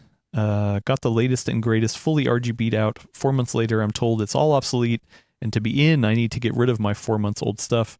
Can't eBay everything. Some charities want brand new. PC waste. What the hell can we do about this? Is there a good solution to old hardware? You can recycle it, but I'm just a firm believer. Like I try to say this on the show whenever it comes up. Don't upgrade just for the sake of upgrading. Like unless it's your extreme hobby. For some folks, this is extreme hobby. I want to be competitive overclocker, trying all the latest and greatest. You know, if that's you, that's cool. But if you're just using your computer to game, to get work done, to do stuff like that, don't upgrade just to upgrade. Upgrade when what you have can't get what you need to get done. Mm-hmm. And then you recycle it. And that's, I think, the best thing that any individual can do to help combat e-waste. Yeah, and hopefully maybe people that you can hand it down to, or be like, hey, you know what, like I've got some older hardware, and sure, it's not the latest and greatest, but I think a lot of people that I'm able to give old hardware to are just like, oh man, that's awesome, I love it. So that's how I became my nephew's favorite uncle. there you go. Yeah. You know, you can buy them with PC parts by their love. Yeah. But is 4 months really obsolete? Like I was like, You know, I think he's just. I think he's. I know, I think it's he's stylistically talking. Yeah. Like. But I mean, I mean, come on, we feed into it too, right? There's always something new coming out, something latest and greatest. You know, we review CPUs and GPUs as they come out. Do you always need the newest ones? No. Does it sometimes feel like, oh crap, you know, this new one's out, and you look at the charts and you're like, well, crap, it is 20% faster. But yeah, like you said, if you at least kind of stop and look and be like, okay, am I actually feeling like, yes, is faster, better stuff out there now, but am I feeling like I'm lacking in anywhere right now? You know, that's kind of the question to ask. Yeah, yourself. it's something that we've kind of gotten away from, like as an industry recently. But very common advice used to be, one, wait 2 generations and then upgrade, which always makes sense. But the reason for that is because when you upgrade, ideally you should be looking for a 50% increase in performance. You can really feel it at that level. That's where the 2 generation thing comes from. So yeah, don't buy unless, I mean, if you have money riding on it, if you're a video producer who uses your PC to make your living, you want that 20% faster whenever it's available. Yeah, that can be a big differentiator. Yeah, but if you're just a guy or a girl, wait at least a couple generations. The other thing too, I want to say is that you can, I mean, we don't talk about it as much here because it just is such a crapshoot, or can be, depending where you are and what's available to you. But you can also buy used if you really are concerned about PC waste, if you don't need the absolute latest and greatest, right? So you can, a lot of people will do this. They'll buy somebody's, you know, secondhand part, and so they get savings. They're also keeping that from, you know, being e-wasted. That's one thing that we don't talk about as much, is because it's harder for us to, like when we're making the recommendation, to not guarantee, but better guarantee, I guess I should say, the ability for someone to have a positive experience with buying used. It's just easier for us to talk about like buying, you know, through deals and like how to shave off, you know, dollars, you know, from while buying new. So that's one thing. Another is that I don't know if all areas have this, but I know at least in California, one of the things that they started doing was that they built in a recycling fee into the cost of certain components, so that it would make it easier for people to recycle them, as opposed to just like dumping them on the street, you know, leaving it to be somebody else's problem. So that way, instead of being like, oh, I have to take my monitor down and then pay $32 to get it recycled. No, I'm just going to put it on the street and see if someone takes it. Now it's like built into the initial cost of the item. So that way it's just like, oh, I get to recycle it for free, when it's really not free. But like little things like that also, like in terms of policy, can also shape the human behavior, right? Mm-hmm. Also, I just really want to know what charity is turning up their nose and saying we only want new parts. Like maybe I just live in poor areas, but I have not encountered ones that are that adamant where it has to be like absolutely newest hardware. Actually, no, I've run into it because we've had some hardware around here that I was trying to get rid of, like 2015 era MacBook Pros, like older Mac Pro towers. Like there was a charity that I was looking into, and yeah, they wouldn't accept anything past like 2017. And this is for educational purposes. And so, I know. Yeah. So, I mean, like, but I'm like, it is still damn good hardware and it works, but you know, like so, I mean, sometimes I think it is hard, because it's just like, yeah, if it's upkeep and service, this laptop's still good, but you know, for whatever reason, it can be sometimes harder to find a place to donate it to, official place, but yeah. Couple more, then we get out of here. Actually, I had a couple people. What was it? Star Screamus, friend of the show, Star Screamus, over on Discord, and then Skeet Sayer gave us a $10 Canadian super chat. Thank you so much. Said, Adam, apparently you are using a 7000 series GPU in your small form factor build. Please let us know how it's been. And then Star Screamus had kind of asked the same thing, just for an update on the ITX build. So yeah, just to recap, Fractal to Terra, we did a live build. I had a 7800 X3D as a CPU in it, and then I put it up to the chat and was like, "Hey, do you want me to put a 4080? Because I had one that would fit, or do you want me to put in a 7900 XTX?" The chat chose 7900 XTX, and so that's what I've been using. It's a Sapphire Pulse, I believe, 7900 XTX. And it's been awesome. Like temps, I have it in the entertainment center and kind of like off to the bottom side of it because I plugged it into my TV.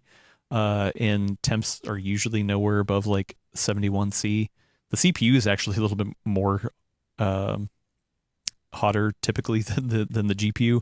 But that's because I have a real thin cooler on it. But still, I mean, 71C. Even I did some stress tests and it wasn't even that crazy either. Awesome. Don't be scared of throwing AMD in your small form factor rig then. Yeah, and like driver stuff, I haven't really had any wonkiness that I'm thinking of. Recently, I did run into some problems, but this is, I think, just an us thing. Because I had to kind of help you test out the 7700 and 7800 XT, I did load the pre-release drivers that we got from AMD on that system, and I have had a hell of a hard time putting my original GPU back in there and putting back on the official supported driver. So I've run into some problems there that I really had to work out. Sorry, I appreciate you. No. But also, once again, I think that's more of a me thing, like, having to do that. So that's the only time that I've really struggled with like driver issues. But for the most part, I mean, it's been smooth. I don't know if anybody has any like actual specific questions around it, but yeah. And the Starscream. Did you undervolt it or just run it straight as? It's running straight as. My TV recently upgraded to, and it does have it's 4K 120 with VSync Premium. I'm sorry, FreeSync Premium Pro in it. So a nicer setup. So, and it's just like a perfect pairing for it. I did have early on. I had to remember like what the best way to configure it is. Like obviously you don't want to use VSync in the game, and then in the AMD driver I enabled what is it? Fast Sync, I think is what it is. So yeah, there were some initial things where I was getting some crazy stuttering, but it was because of the way that I had configured it. So that is ironed out. Yeah, I love it. Nope. I can't like yeah.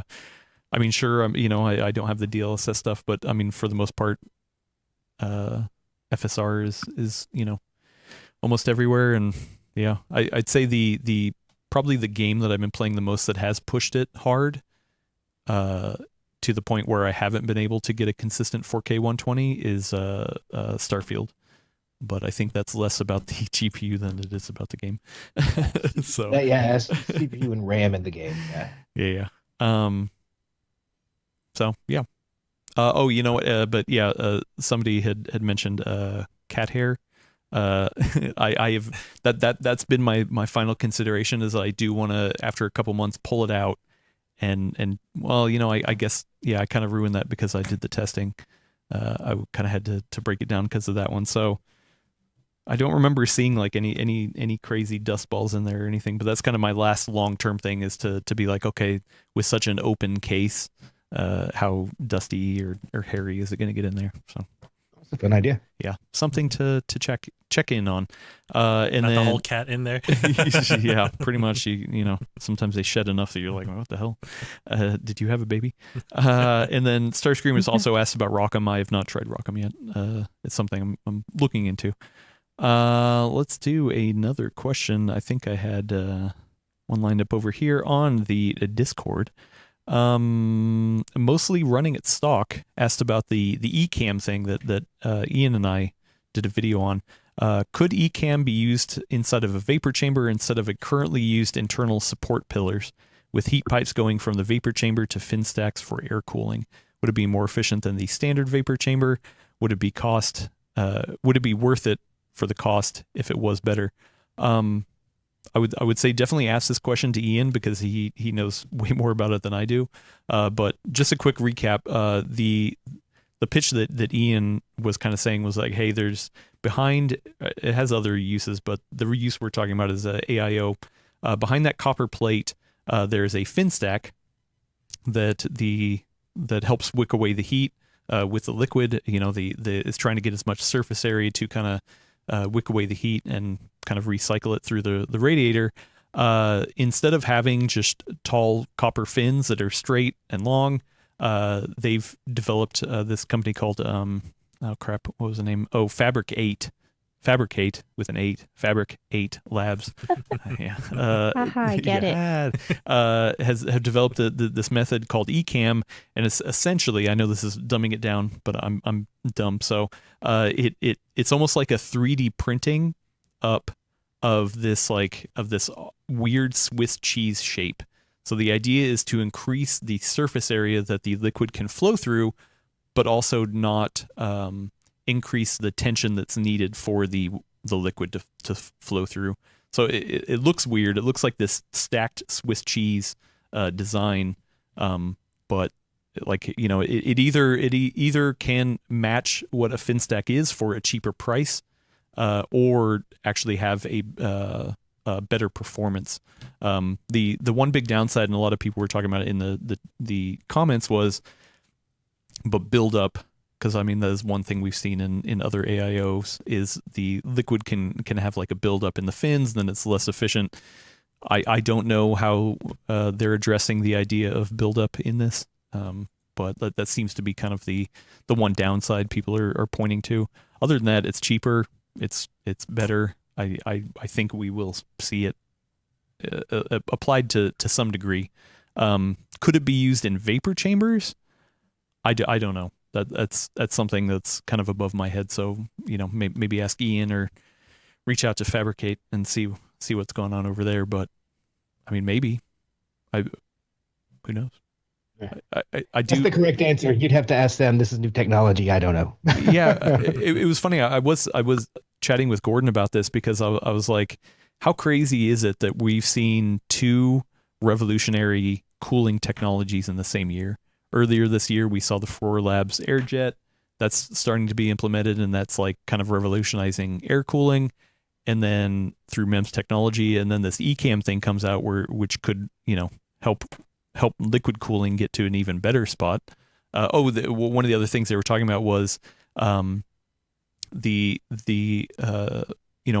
of the CPU designs nowadays have hotspots in specific areas, and they're like, okay, well, over those hotspots we can actually increase the density over it, and so it's not just a uniform straight fins across the whole thing. They can actually kind of configure it so it gets better that's cooling over a specific area, right? You know, so yeah, it's cool to see. And once again, I'd asked Ian in the video, you should go watch it. I was just like, how come nobody's thought of this before? And he's like, yeah, I just don't think anybody's questioned it before.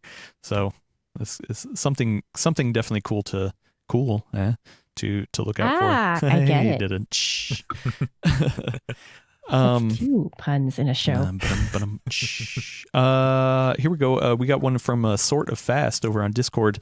One for Brad. With the fire and everything, did you end up being able to upgrade a lot of your personal / test equipment for better hardware? Also, just wondering what other positives happened as a result of the fire. Glad you're back and very happy the family is okay. Oh, well, thank you. I appreciate that. No, all my stuff was destroyed, basically. I have some older GPUs that were in a different area that I managed to save, but most modern GPUs, my test rig, 2 different desktops were all destroyed. And I'm currently still in the process of getting this house set up. So I haven't had time to go shopping and looking for a new desktop soon. But I'm hoping to at some point because, I like this little laptop. Not being able to play any games or anything sucks. I have an Xbox, but it's just not the same. Ow. Oh, somewhere Gordon's ears are burning, and I felt it. But it did make me really like how the Xbox cloud games work because I'm starting to play Starfield on my Xbox. So when I do actually get another desktop set up, I'll be able to just pick up where I left off, and I think that's rad. And kudos to Microsoft for doing that. Some beneficial things that came out of it. Well, lots of decent amount actually. One, everyone's support and help and nice words just it really opened my eyes to how many people can be because some people it's easy to get a little bit negative on people in general sometimes, but it was just really eye-opening and humbling to see so much outpouring support for me, for my neighbors, for everybody from all areas. It was really, really cool. And it let me help those neighbors. They're still not moved into a place yet. They're still living out of campers and stuff. So I just used the last of the GoFund money. I gave it to them so they could afford an Airbnb for this month. And couldn't have done any of that without everybody's help. And that's super cool. It was pretty cool staying in hotels with pools for a month and fire pits outside. I was insanely busy, but at least I could go sit by a pool with a laptop or go sit by a fire pit with a cigar or something. Yeah, I like the new place that I managed to find. Really good neighborhood, just a block from my kid's school. So there are definitely some positives to it. At the older house, you know how families go. We all tend to stay in our own room sometimes or, do our own things, go out, do our own things. It was intense having to stay in the same hotel room with 4 people for a month straight, but also led to a lot of really cool experiences. Like my daughters started playing, teaching her uncle, my disabled cousin who lived with me, how to play Magic the Gathering.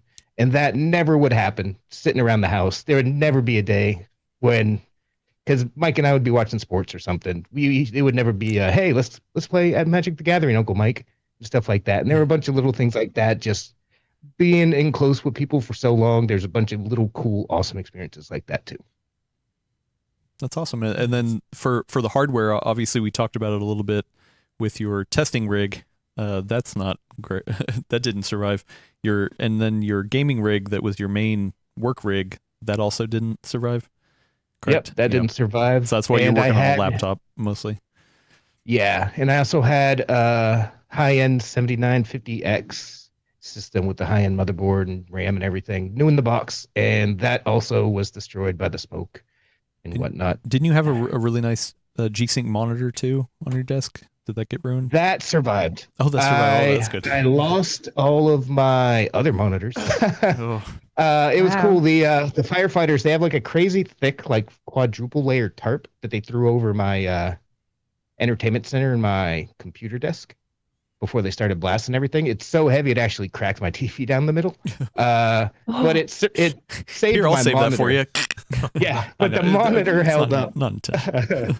But yeah, I had monitors upstairs. I had a big, huge curved Samsung Odyssey ultra wide. I had another ultra wide, and I had a 360 hertz esports monitor because I like switching out depending on kinds of games I'm playing, but not anymore. not for now. Yeah, well, we've talked about getting you some hardware. There's been plenty of companies that have reached out and I wanted to support, so we'll figure it out. But yeah. I'm doing good though. I appreciate the thought. Thanks for asking. Like doing all right. Yeah. Been a heck of a summer, but almost done. Fall's here. Bring on the fall. Last question here, and then we will get out of here because we're running short on time. We had a $5 super chat from friend of the show, VC Jester. Said, which is the better movie/television universe? Star Wars, Star Trek, or Marvel? I mean, I'm gonna kick in right here. Marvel. Nobody, come on. Nobody's picking Marvel. Come on. No. Yeah, I'm just not a big. Oh, you're gonna pick Marvel?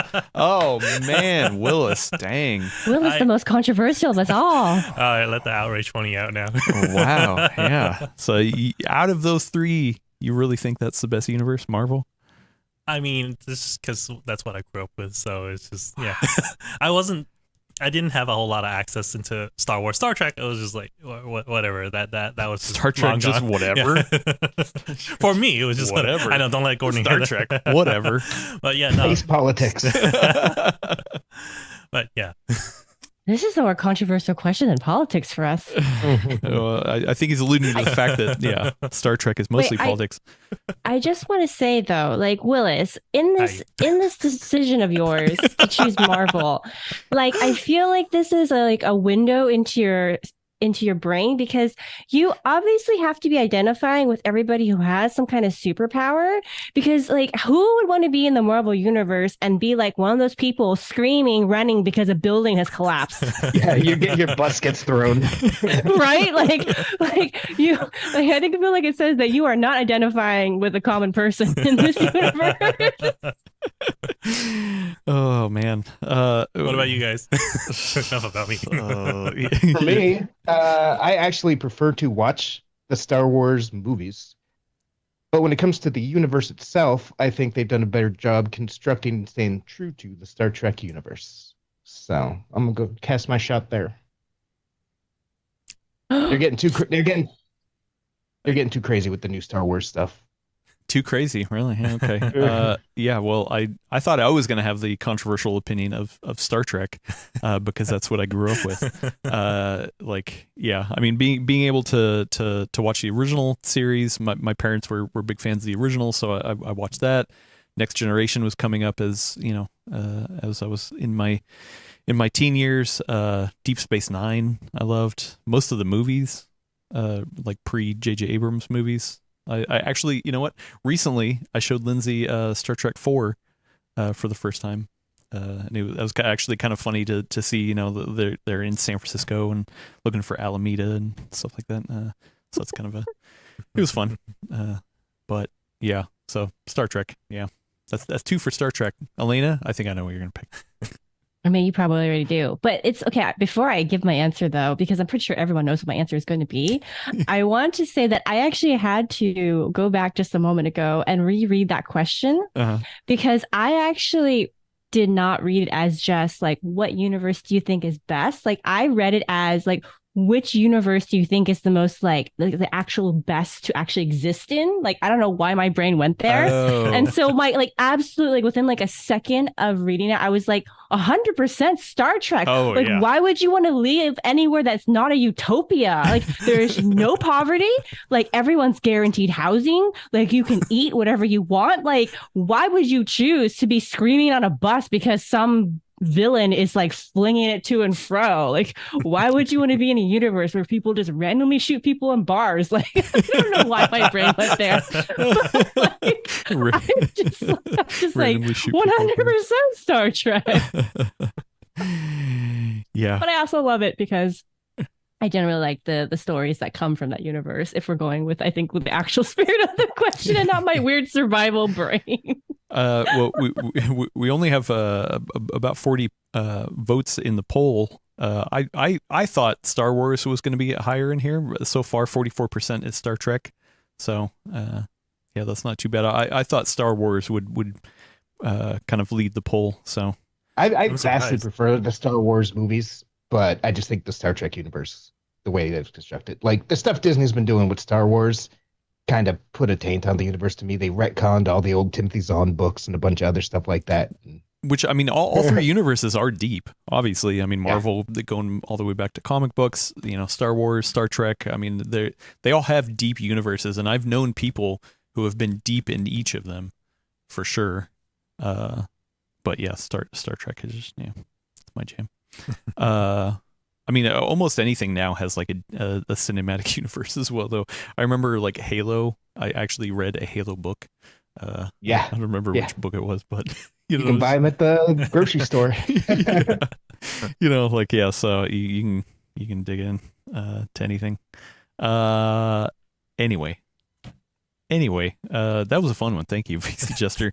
We got to get out of here. Cause I got to grab some lunch. Lunchtime. Yeah, all this Falcon fuel and this liquid death is getting to me. So, let's go ahead and get out of here. So check back next week for your pick fix of PC Talk here on the Full Nerd. To listen to us on the go anytime you want. Subscribe to us on Apple Podcasts, Spotify, Google Podcasts, Pocket Casts, wherever you want to. Every time you do, please leave a review, because every time you do, a bag of Falcon Fuel gets delivered to your house. Just kidding. I'm not gonna not gonna commit to that. Northland's like, what are you promising? Yeah. Falcon Northwest's like, what the hell did you just say? Anyway, thank you everyone for watching. Thank you, Brad Sharkus, for hanging out and giving some fantastic insight. No problem. And the real answer is Babylon 5 universe. Oh, I still need to watch that. Yes. I still need to watch that. I need to watch it. Elena E, thank you for the ad read. That was a fantastic time. You're welcome. Also, I'm going to go have some Swiss cheese because I've actually low-key been thinking about that ever since you made that analogy. I saw your eyes lit up when Adam said that. I was like, ooh, Swiss cheese. That is somebody who's worked with me way too long and knows me too well. And then Willis Lies is going to take us off. Thank you so much, Willis. All right. Thank you, everyone, for tuning in. I just want to make a quick correction. I'm actually wearing James Sullivan from Monsters, Inc. Not Mike Wazowski. And their motto is, we scare because we care. Do we have a full nerd motto, by the way? Bigger bar better. Bigger bar better. There you go. We need that on a t-shirt. So, yeah. Thanks, everyone, for tuning in. I'm going to go watch Star Trek before Adam kills me. All right. Thank you, everyone. I'll see you later. Bye.